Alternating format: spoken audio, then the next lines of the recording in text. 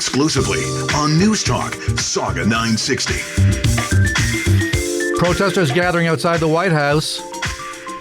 And Trump, I guess, taken to the building's underground bunker for about a little less than an hour. That according to White House officials and a law enforcement source. Trump briefly, I guess, hunkered down.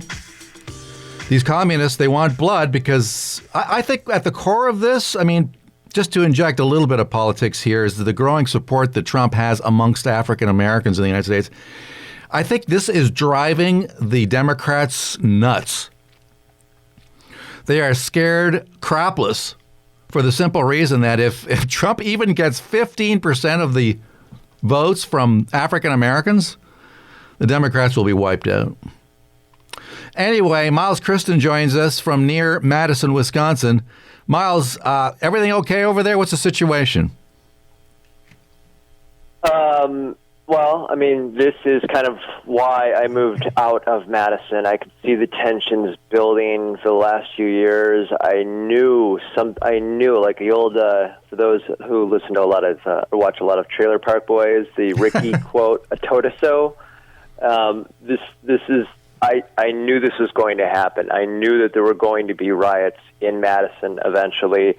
And Saturday there was a protest.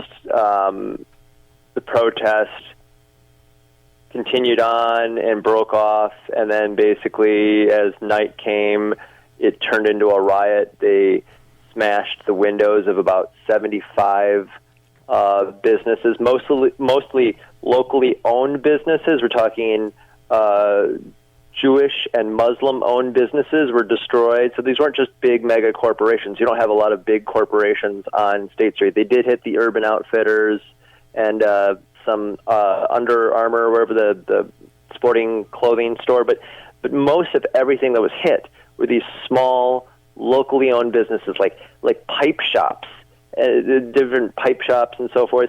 And then they ended up setting a police car on fire after they stole the guns out of it and so forth. They stole the AR-15 out of the cop car, and then they lit it on fire. And, I mean, it was just like, I know they pepper sprayed and tear gassed protesters after the protest before the sun came down Saturday. I mean, it seems like there was at least an hour or two where they were basically allowed to loot the street. I mean, there's cameras up and down State Street, which is like, you think of, you got the Capitol in the Capitol building in Madison, and then the university is, about a mile and a half down State Street. And so State Street's this big middle street, of commerce, and the protesters were just looting and rioting and lighting things on fire. And, it's like, where were the police to protect the businesses?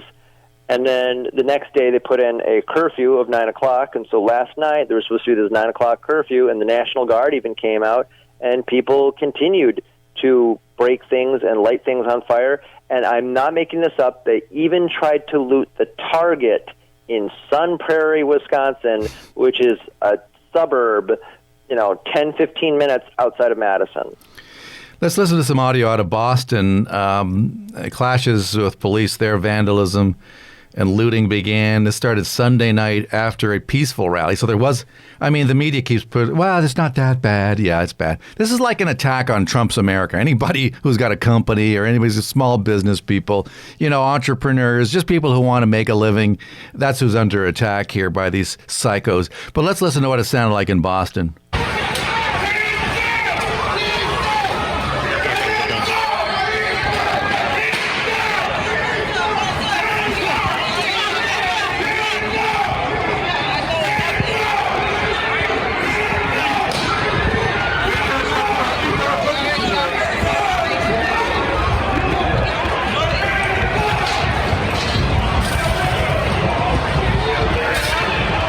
Anyway, people are screaming, yelling. There's tear gas. I'm sorry you can't see the pictures on radio, obviously, but there's tear gas. There's just people milling around. There's things on fire, buildings on fire.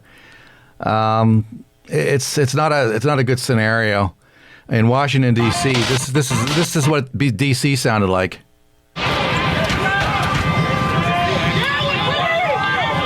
This is, I'm looking at a car on fire right now, this video.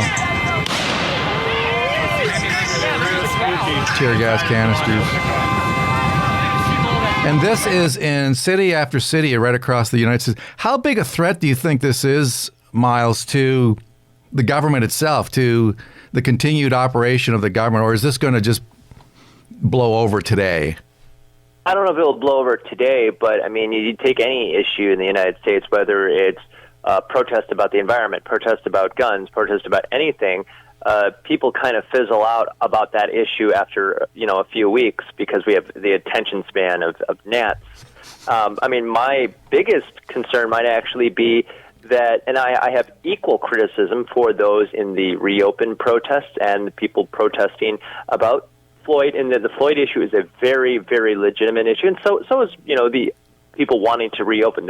These are both legitimate concerns and issues, but in both situations, at both of those types of protests, I have seen people not keeping an appropriate amount of space at this time, not wearing masks, and doing a lot of activities that could spread this virus. And I actually think, these protests that happened this weekend, many of the people wore masks and everything, but at the same time, they're in these large crowds marching, and they're not even necessarily even wearing the mask properly. If you're covering your chin, that doesn't work at all. If you're covering just your mouth, that isn't the proper way. If you're not covering your mouth and your nose, then what's the point in the mask? And then you have people getting tear gassed and pepper sprayed, and then they're all like putting milk in each other's eyes and breathing into each other's faces. And so, like, what's going on in Madison and probably a lot of cities like this could actually be causing the virus to spread. So that's one issue. And then on top of it, it's like, okay, so they're protesting for a very legitimate cause of they don't want police brutality. But by having these protests that are turning into riots, and there's an whole other side question about, who are the agitators? Are they Antifa? Are they possibly right-wing agitators or so forth? But by these protests turning into riots, we're actually causing a police state. We're causing the National Guard to come out. We're causing curfews. It's like we're actually getting the opposite of what people want out of these rallies that are happening. And what's the solution? The solution is, if you really want the criminal justice system in America to change, go to college, get a law degree, because lawyers and people fighting cases, that's like, the people who rallied about the reopen protest, it wasn't really that they were rallying that changed it. It was the fact that there were lawyers fighting that and lobbyists fighting that, because that's who politicians listen to, is lawyers and lobbyists, When I've seen some of the comments by people who may have been Democrats at one time coming out and saying, this is going to help Trump. I don't know about that. Is it possible that people will see this as a leftist case of agitation by hardcore communist types, the far left of the Democrat Party? Well, really, it's now more like the mainstream. Is this going to help Trump? The communists, there's so many divisions. You've got your progressives and your socialists and your communists, and so I wouldn't necessarily deem them all as communists. But these protests, it's like they started protests, they're not necessarily marshaled or maintained well enough, and then it turns into a riot. And like I said, we could have a long discussion about, depending on the situation and where and so forth, I would wonder if there's a different multitude of types of agitators, and then the protesters take the bait and become rioters and so forth. But yes, rioting would definitely help Trump. At the same time, Trump's response to it, if he, went all dictator-like and, put in a serious martial law, then that could have the opposite effect and hurt him. His reaction to this can also hurt him. Rioting is not good for the Democrats in this situation. And I think one other thing that really maybe Trump could actually do is say that governors and attorney generals really need to take a serious look at how policing is done in this country. What laws are we enforcing? I mean, this Floyd guy was being suspected of possibly using a fake $20 bill or something like that. It's like that's not a issue for a beat cop to have been involved in. That's an issue for the FBI or the U.S. Treasury Department if somebody's actually committing forgery. It's not, or even a police detective for that matter. It's not a beat cop's issue. And so many of these cases, there was a guy in New York City who was strangled to death by police for selling loose cigarettes. I mean, there's so many issues where, like, do we actually need to be enforcing this particular issue with a beat cop, and then it turns deadly, and it turns into these massive protests and so forth. And we've got to, like, relook at how we do policing in this country. I mean, I look at Canada, and I know you guys have problems too, but generally speaking, the Canadians are more polite, and you guys don't seem to have a lot of the same problems we have down here. Yeah, well, we're going to polite ourselves into losing more and more of our freedoms. I mean, the time for being polite is long over in this country. We've got a government in Ottawa, in my opinion, that is committed to stealing, taking away, stripping away more democratic freedoms from the people. And every time something happens, they use that as a pretext to go after law-abiding Canadians, whether it's our speech, our firearms rights. They've corrupted our justice system. No, I'm not interested in being polite with the scumbags running this country right now, with all due respect. I agree with you. Because what I see about Trudeau, and he comes off as Mr. Nice Guy, Mr. Cute actor looking, kind of like he's always got a different costume, and everything when I really look into him, it's like, wow, he's actually has a lot of the same issues and problems that, like, the leaders down here have had for the last 20 years. Oh, we have power-hungry people. I mean, they're corrupt as hell. And they've corrupted our law enforcement agencies. They've corrupted the justice system. They've attempted and succeeded in many respects to strip away accountability from the people.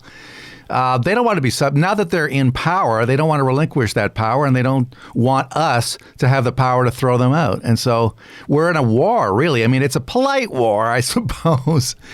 There's no violence yet. But, who knows how far these people have got to back off in terms of attacking our freedoms. Otherwise, Canadians might not be so polite in the future. Anyway, that's my take on it for what it's worth. Maybe some people might think, you're way off base, Patrone, but I've seen the face of tyranny, and sometimes that face can be handsome, It can have nice hair. It can have a salt and pepper beard. Fidel Castro was a pretty handsome guy in his youth. Anyway, listen, thank you so much. I really appreciate this, Miles. No problem.